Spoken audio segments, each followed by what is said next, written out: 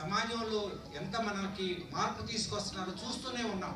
గత 15 సంవత్సరాలుగా వారి మేడం గారి స్పీచెస్ని, ఇన్స్పిరేషనల్ స్పీచెస్ విని కొన్ని లక్షల మంది పెద్దవాళ్ళు, పిల్లలు కూడా వాళ్ళ యొక్క పద్ధతులను మార్చుకునేదానికి వారు ఇస్తున్నటువంటి స్పీచ్.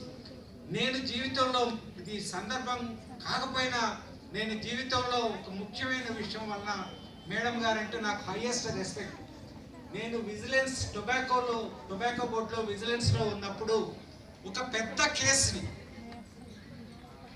గుంటూరు డిఎస్పీగా మేడం గారు ఉన్నప్పుడు ఒక పెద్ద కేసు మా అధికారులు ఏం చెప్పారంటే, పోలీస్ అధికారులకు అప్పచెప్పకండి, వాళ్ళు కొన్ని కోట్లు తీసుకుని వదిలేస్తారన్నారు.